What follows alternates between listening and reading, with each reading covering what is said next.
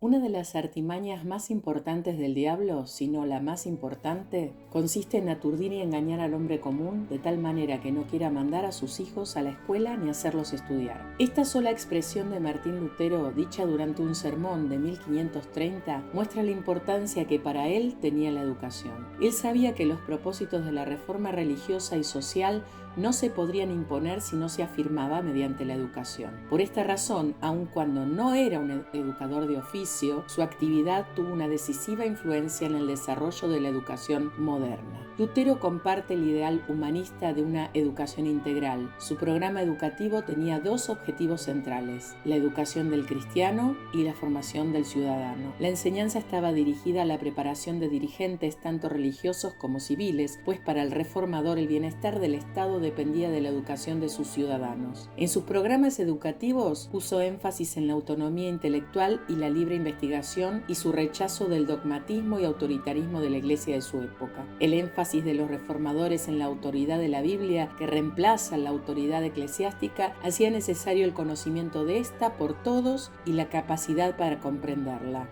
Esto hizo indispensable la difusión de la enseñanza universal. Por su importancia fundamental tanto en el orden espiritual como en el secular, una de las mayores responsabilidades del padre de familia, si no la mayor, es la educación de sus hijos. No educar a los hijos es para Lutero un grave pecado.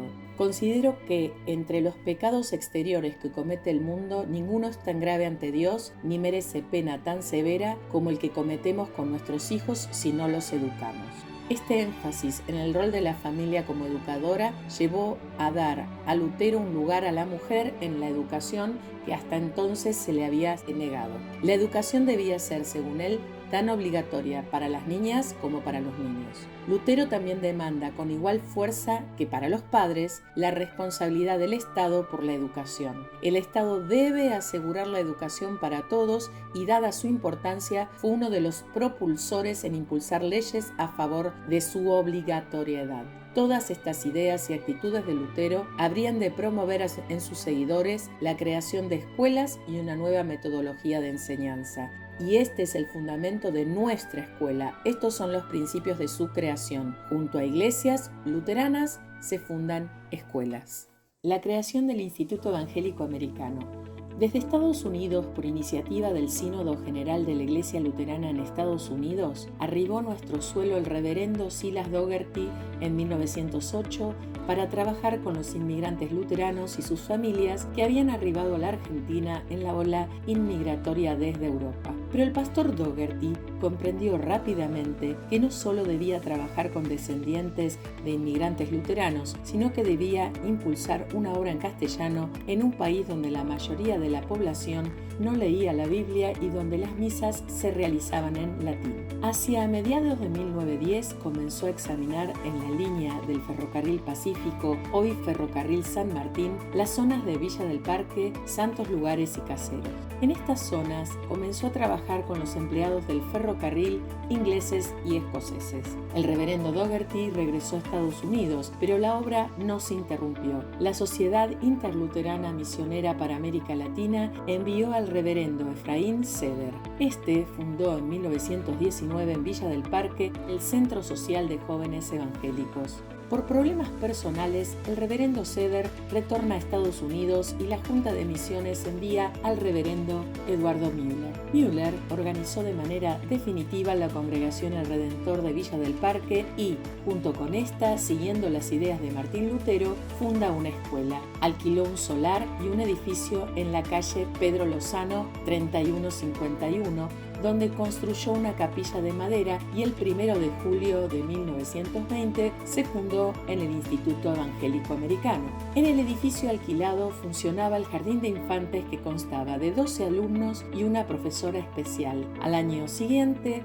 por el aumento de la inscripción, se hicieron 2 divisiones. El 1 de mayo de 1921 se formaron los 3 primeros grados de la escuela elemental con 91 niños. Fue entonces cuando, con la desinteresada ayuda y dirección del doctor Francisco Beiró, se incorporó al Consejo Nacional de Educación por decreto del 13 de enero de 1921.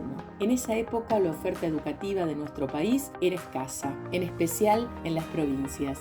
Viendo esta necesidad, en marzo de 1923 se abre el internado de varones con 4 alumnos. Concurrían al mismo muchos estudiantes de diversas provincias, como Misiones, incorporándose como alumnos pupilos. Existía también la opción de medio pupilos para los alumnos que podían regresar a sus hogares durante los fines de semana. Algunos años después se abre el internado de niñas. También, y por la misma razón, se abre el ciclo comercial secundario. El edificio alquilado en el cual se le hicieron varias mejoras, se pensó en comprarlo, pero el dueño, quizás incitado por miembros de la Iglesia Católica Romana, le comunicó a la Iglesia Luterana que debía abandonar el lugar luego de finalizado el contrato. Aproximadamente 3 años después, se construyó allí el templo de la parroquia Santa Ana y más tarde el colegio San José de la mencionada iglesia.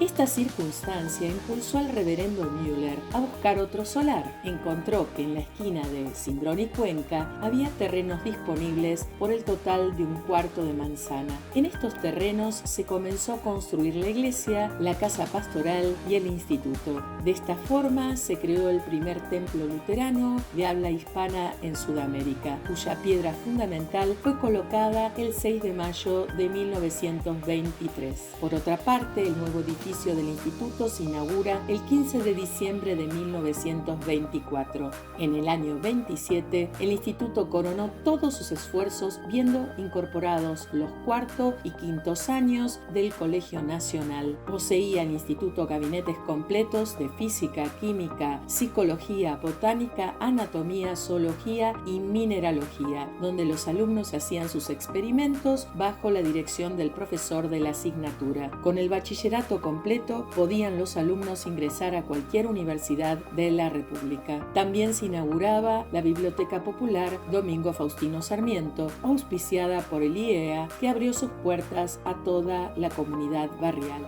En ese mismo espíritu, el Instituto Evangélico Americano continuó su tarea con el aporte de muchísimas personas que brindaron su vocación, sus dones y su profesionalismo en favor del crecimiento de este proyecto hasta llegar a nuestros días. Muy felices 103 años, querido IEA. Que nuestro Señor continúe fortaleciendo e inspirando a todos los que de una forma u otra pasamos por tus aulas.